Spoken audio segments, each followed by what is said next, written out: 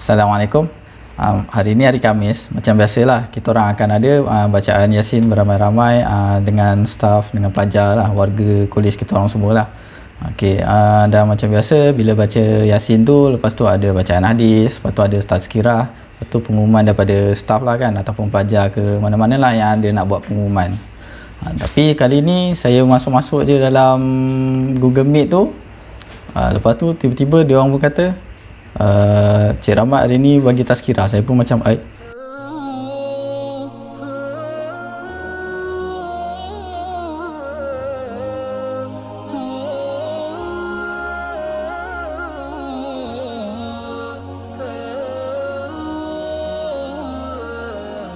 tunggu Haji Ahya. Okey. Dia ada masalah internet katanya. Oh, okey. Sementara tu pelajar-pelajar sekalian boleh kejutkan member. Ada yang terlajak tidur, mana tadi tengok bola mungkin. Mana ni Alif Hafizi, Atif, Hakimi, Huzairi Haziq, Razil, Muhammad Adam, Muhammad Daniel, Muhammad Hakim, Muhammad Irfan, Rizal Iskandar. Panggil kawan-kawannya. Syed Taufik. Okey, Assalamualaikum warahmatullahi wabarakatuh. Waalaikumsalam warahmatullahi wabarakatuh. Boleh. Wassalatu wassalamu ala asyrafil anbiya'i wal mursalin sayyidina Muhammadin wa ala alihi washabbihi ajmain. Qala rabbi shrah li sadri wa yassir li amri wahlul 'uqdatam min lisani yafqahu qawli. Amma ba'du. Alhamdulillah, syukur kita kepada Allah SWT dapat bersama-sama pada pagi ini diberi nikmat iman Islam, kesihatan, dan juga dapat nikmat menjalankan ibadah kepada Allah SWT, dan juga nikmat dapat bersama-sama pada pagi ini. Yang saya hormati Puan Pengarah, Timbalan Pengarah, Pegawai Kanan, staf, Polis Komuniti Bertuah dan pelajar-pelajar yang dikasihi lagi dirahmati Allah SWT. Biasa kita akan meneruskan jeda Yasin kita pada mingguan. Saya niatkan mudah-mudahan Allah memberkati kita, melimpahi rahmat dan keberkatan kepada kita semua. Yang angkat wabak ini, yang angkat segala musibah, diberikan kita ketenangan di dunia lebih-lebih di akhirat. Seperti biasa jumpa kita Yasin, doa, kemudian bacaan hadis oleh Encik Firdaus. Kemudian hari ini Cik Rahmat dia boleh bagi pengisian sikit, Cik Rahmat ataupun Puan Arifah. Kemudian pengumuman mana-mana ada makluman boleh disampaikan. Ibn Assalamualaikum warahmatullahi wabarakatuh. Al-Fatihah. A'udzu billahi minasyaitonir rajim. Bismillahirrahmanirrahim. Alhamdulillahirabbil alamin arrahmanir rahim maliki yaumiddin iyyaka na'budu wa iyyaka nasta'in ihdinas siratal mustaqim siratal ladzina an'amta 'alaihim ghairil maghdubi 'alaihim waladdallin. Bismillahirrahmanirrahim. Yasin wal Qur'anil hakim. Innaka laminal mursalin ala siratin mustaqim. Jangan engkau matikan kami dalam kesusahan yang tidak baik. Allahumma rabbana atina fid dunya hasanah wa fil akhirati hasanah wa qina azabannar wa qina azabannar wa qina azabannar. Wa sallallahu ala sayyidina Muhammad wa ala alihi wa sahbihi wasallam. Subhana rabbika rabbil izzati amma yasifun wa salamun alal mursalin walhamdulillahi rabbil alamin. Wallahu a'lam. Alhamdulillah, syukur kita masyarakat dan baca Yasin berjemaah dan doa. Seterusnya saya serahkan kepada Encik Firdaus untuk bacaan hadis. Silakan. Terima kasih Ustaz. Terima kasih Haji. Bismillahirrahmanirrahim. Assalamualaikum warahmatullahi wabarakatuh. Waalaikumsalam warahmatullahi wabarakatuh. Hadis kursi daripada Abu Dzar radhiyallahu anhu, dia berkata, Rasulullah sallallahu alaihi wasallam bersabda, Allah Subhanahu wa taala berfirman, barang siapa berbuat kebaikan, maka baginya 10 kebaikan yang sama dan terkadang aku tambahkan lagi. Dan barang siapa yang berbuat keburukan, maka balasannya adalah keburukan yang serupa atau aku mengampuninya. Barang siapa mendekat kepadaku 1 jengkal, maka aku akan mendekat kepadanya 1 hasta. Jika dia mendekat kepadaku 1 hasta, maka aku akan mendekat kepadanya 1 depa. Dan jika dia mendatangiku dengan berjalan, maka aku akan mendatanginya dengan berlari. Dan barang siapa yang bertemu denganku dengan membawa kesalahan sebesar isi bumi tanpa menyekutukanku dengan yang lainnya, maka aku akan menemuinya dengan ampunan sebesar itu pula. Hadis riwayat Muslim, Mustafa bin Adawi, Sahihul Musnad minal Hadisil Qudsiyat. Sekian hadis, semoga apa yang kita dengar dapat kita amalkan dan kita sampaikan, insyaAllah. Assalamualaikum warahmatullahi wabarakatuh. Waalaikumsalam. Terima kasih Fidaus. Jadi agenda seterusnya, sama ada kita bagi pengisian dulu ataupun ada makluman dulu. Nak bagi makluman dulu boleh ke? Kalau tak ada, kita bagi pengisian. Cik Rahmat ataupun Ustazah Arifah. Cik Rahmat lah. Ada Cik Rahmat? Cik Rahmat? Tak ada. Ustazah Arifah? Ada tak? Ada, Cik Rahmat ada tu. Ustazah Arifah might ada problem. Okey, silakan Cik Rahmat. Pengisian. Ustazah tak ada Ustazah might problem. Okey, Bismillahirrahmanirrahim. Assalamualaikum warahmatullahi wabarakatuh. Okey, terima kasih Haji Yahya atas pimpinan bacaan Yasin tadi beserta dengan doa. Dan terima kasih juga pada Cik Fidaus atas bacaan hadis dan juga usaha untuk sama-sama kita dapat terus berkumpul pada hari Khamis ni lah. Ini kira macam aktiviti mingguan kita kan, daripada kita boleh jumpa secara bersemuka sampai sekarang ni boleh macam cuma boleh jumpa secara atas talian macam ni je lah. Untuk perkongsian pada hari ini ni, saya ingat kalau ikutkan macam biasa lah, tak bersedia kan. Tapi kita sama-sama je lah. Nama pun tazkirah ni dia macam satu peringatan untuk kita sama-sama ingat balik. Bukanlah majlis ilmu maksudnya satu benda yang baru, sebab kalau macam tu sepatutnya kena disampaikan oleh ustaz ataupun ustazah lah. Tapi macam saya ni bukan ustaz, jadi kita semua sama-sama, saya dengan kawan-kawan pensyarah, staf dengan pelajar pun sama, lebih kurang je lah, sama-sama je lah. Kita cuma amal apa yang kita dah belajar, apa yang ustaz-ustaz ajarkan pada kita, ustazah-ustazah. Lepas tu apa yang ibu bapa ajarkan kepada kita kan. Jadi kita amal yang tu lah. Dan kita saling ingat mengingat antara kita dengan yang lain. Okay, jadi sepanjang kita tengah lockdown ni khusus lah untuk pelajar. Sebenarnya sama je semua orang pun. Untuk pelajar tu, kadang-kadang kalau kita tanya apa kamu buat masa tengah lockdown ni kan, duduk rumah je ke, buat apa? Kadang-kadang ada yang sampai cakap apa, dia duduk rumah tak buat apa, habiskan beras mak bapak je kan.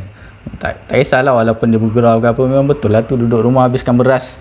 Tapi macam biasa lah, kadang kita ini, saya nak kongsi bukan apa kan, macam contoh lah, kalau zaman dulu kita macam saya budak-budak nakal-nakal lu pergi makan kat kedai, sekali duit tak ada nak bayar, apa kena buat? Basuh pinggan lah, apa lagi kan. Jadi lebih kurang macam tu lah kita kalau dekat rumah tu, habiskan beras mak bapak macam tu je, takkan nak makan free je kan. Jadi kalau kat kedai tu bayar tak nak pakai duit tak ada, jadi cuci pinggan. Okey tu suruh cuci pinggan, kalau tak memang tak boleh balik lah, memang kena kejar kan. Jadi tu jelah, saya pun dulu muda-muda nakal-nakal dulu, sama jugalah mungkin pelajar-pelajar sempat juga melalui pengalaman-pengalaman macam tu. Tapi kat situ apa yang saya nak tunjukkan, kadang-kadang kita perlu jugalah kita kena berhikmat. Okey, jadi sama juga macam kalau macam sekarang ni duduk kat rumah, daripada duduk habiskan beras tak buat apa tu, bagi hikmat dekat dengan keluarga. Tolong cuci pinggan, sedai baju, cuci baju, sampai baju, lipat baju kan. Apa-apa yang boleh buat kat rumah tu lah, kemas rumah. Okey, sebab sebenarnya bila kita buat hikmat dengan keluarga ni, itu sebenarnya kalau nak ikutkan, kalau kita tengok balik dalam ajaran Islam, itu sebenarnya salah satu dakwah dakwah kita. Sebab kalau siapalah yang biasa kan pergi ikut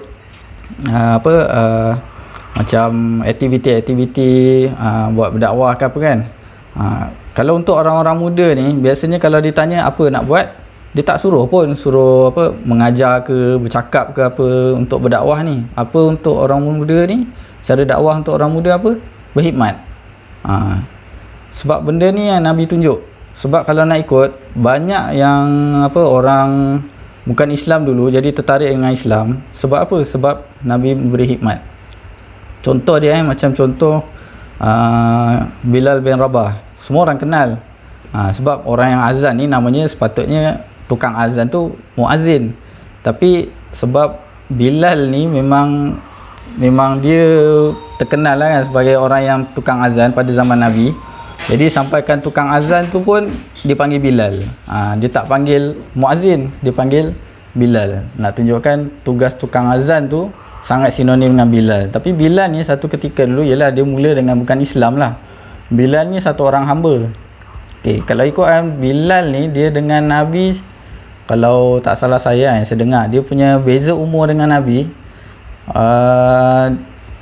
Masa zaman Nabi tu mula ikut pakcik dia, siapa tu, Abu Talib kan, pergi berdagang dekat Syam tu kan, itu kira macam usia remaja lah, belasan tahun, awal 20 macam tu kan. Masa tu Bilal baru lahir. Jadi beza umur dengan Nabi ni dalam 15 hingga 20 tahun macam tu lah. Okay. Jadi masa awal Islam, kan Nabi jadi Nabi tu mula umur 40 tahun kan. Jadi umur 40 tahun awal tu Nabi mula berdakwah lah. Dan Bilal antara yang awal lah kan, sebab masih lagi masa tu dekat Mekah. Okay, jadi bila Nabi ni, dia satu hari tu dia tengok Bilal buat kerja. Bilal ialah hamba. Bilal ni dia hamba ni dia hari ni dah tak ada. Dia tak sama dengan pekerja. Kalau pekerja ni dia buat kerja, dia dapat upah. Kalau dia buat kerja tu tak dapat upah, majikan tak nak bayar, majikan tu boleh dikenakan tindakan. Tapi kalau hamba ni lain, dia kena buat kerja. Kalau tuan dia tu tak nak bagi apa-apa kat dia, tak salah. Okay? Asal dapat makan, dapat tinggal pun dah kira untung. Okay? Hamba tu dah untung dah kalau dapat makan, dapat tempat tinggal, ya, kalau tuan dia bagi lah. Tu hamba. Beza lah. Hari ni tak ada dah hamba. Kalau buat macam tu boleh report lah kan. Jadi pekerja kalau dia kena buat macam tu hari ni dah kena report. Tapi zaman tu ada lagi hamba. Jadi satu hari ni Bilal tu dia angkat air ke apa, angkat benda lah, dia angkat barang. Biasalah dia hamba kan, kena buat kerja. Lepas tu Nabi datang, dia tolong. Nabi tak cakap apa pun dengan Bilal tu, dia tolong dia. Apa yang Bilal tu buat, dia buat. Nabi buat 2-3 hari Nabi buat macam tu. Last Bilal ni pun dia tanya dengan Nabi, kau sebenarnya nak apa? Dia cakap lebih kurang macam tu lah dengan Nabi. Sebab apa? Sebab Bilal ni dengan Nabi, Bilal ni muda. Jadi seorang macam satu orang lebih berusia tu tiba-tiba tolong dia. Tu dari segi umur dah satu hal. Lepas tu tiba-tiba dah lah, dia tu hamba. Nabi Muhammad ni kan dia, kalau ikutkan dia bangsawan lah. Lepas tu orang bangsawan tolong dia pula yang hamba. Lagi dia pelik. Jadi dia tanyalah, kau ni sebenarnya nak apa? Kan, nak apa, kenapa tolong buat kerja? Kalau ikutkan pelik lah kan, satu orang hamba tu ada orang tinggi, ada orang berpangkat yang tolong dia buat kerja. Jadi dia heran lah, benda tu bukan satu hari, berhari-hari Nabi buat macam tu, 2-3 hari Nabi buat macam tu. Jadi Bilal pun tanya, kau ni nak apa sebenarnya? Lepas tu Nabi pun jawab apa, aku cuma nak kau masuk Islam. Itu je Nabi minta. Jadi Bilal pun masuk Islam lah. Dan sebenarnya banyak Nabi buat macam tu, sebab orang jadi pelik, kenapa macam baik sangat. Sebab itu macam kadang-kadang kita pernah tengok satu, sebelum ni saya pernah tengok dekat, macam contoh kat Facebook apa, ada viral. Sebab apa dia viral? Pelik. Ada satu orang budak ni, dia pergi masjid, dia susun selipar. Dan orang tengok benda tu pelik. Padahal satu ketika dulu, kalau dekat surau atau masjid tu ada orang susun selipar tu, benda tu biasa. Tapi disebabkan amalan memberi khidmat pada masyarakat ni dah makin kurang, jadi dia dah jadi satu benda pelik. Jadi orang pun tengok, kenapa dia susun lah? Pasal lah. Kan? Jadi dia tanya selidik-selidik. Lepas tu dari situ orang lagi tertarik lah. Itu salah satu kenapa, macam mana orang luar, orang bukan Islam pun salah satu lah, dia jadi tertarik dengan Islam. Okay, jadi sebenarnya memberi khidmat ni salah satu cara dakwah. Jadi samalah macam contoh pelajar dekat rumah kan. Dia duduk kat rumah tu cuba tolong. Mesti mak bapak pelik. Tak pernah nak tolong, rajin sangat macam ni, kenapa? Kan? Jadi dia tanya. Lepas tu cakaplah, Ustaz, ajar ayah pesan suruh buat macam ni. Nak cakap Cik Rahmat tak best sangat. cakap Haji Hayah lah kan, baru lah rasa macam bagus lah Haji Hayah suruh buat macam ni, kan macam tu contoh kan. Dia pun kaum muslim lah kat kolej tu, kan. Dia pun selalu bagi tazkirah hari Khamis, dia lah yang suruh kita orang baca Yasin, baca doa apa semua. Jadi mak bapak tu yang mana kata orang tu sibuk ke apa, tak sempat nak macam ni lah, duduk baca sama-sama kan, baca doa sembahyang berjemaah kat rumah tu, dia jadi macam dia jadi lembut hati lah. Jadi itu salah satu cara dakwah. Jadi kalau nak ikutkan orang muda ni, cara dakwah dia dengan memberi hikmat lah. Jadi yang bercakap macam saya ni, tu dah orang tua. Sebab tu saya malah nak bercakap ni, nanti jadi macam orang tua. Kalau boleh diam, buat kerja je, kan muda kan. Jadi yang banyak cakap ni sebenarnya orang dah tua. Jadi saya malah nak cakap sebenarnya. Jadi sebab malah nak cakap, tak nak cakap panjang-panjang, saya ingat cukup saya kata je lah. Jadi cuma tu je lah yang saya nak kongsi hari ni, tu je. Dakwah orang muda ni memberi hikmat. Jadi kalau rasa masih muda tu, tak payah banyak-banyak cakap. Bagi je hikmat, tolong tu, tolong ni. Nanti orang rasa pelik, kenapa baik sangat ni, barulah cakap. Tadi baru lepas sembahyang, takkan lepas sembahyang zikir-zikir buat benda bukan-bukan, mestilah jadi baik sekejap pun jadilah. Yang jadi orang, kan dia jadi macam tu. Jadi dakwah orang muda kena memberi hikmat. Jadi siapa yang rasa muda tu, rajin-rajinlah tolong. Yang dah kahwin, ada anak, ada isteri kat rumah tu pun, kalau dia selalu beri hikmat dekat rumah tu, tolong isteri ke apa tu, tu salah satu tunjuk dia masih muda lah tu. Kalau duduk diam, duduk tak buat kerja, sibuk bercakap je, suruh tu suruh ni, tu dah gaya orang tua. Tu dakwah orang tua. Jadi macam tu je. Jadi saya ingat cukup setakat tu je lah pada saya punya perkongsian pada kali ini. Saya serahkan kembali kepada Haji Ayah. Saya akhiri dengan tasbih kafarah dan surah Al-As. Subhanakallah walhamdulillah, asyhadu an la ilaha illa anta, astaghfiruka wa atubu ilaik. Bismillahirrahmanirrahim. Wal 'asri innal insana lafi khusr illa allazina amanu wa 'amilus shalihat wa tawassaw bil haqqi wa tawassaw bis sabr. Assalamualaikum warahmatullahi wabarakatuh.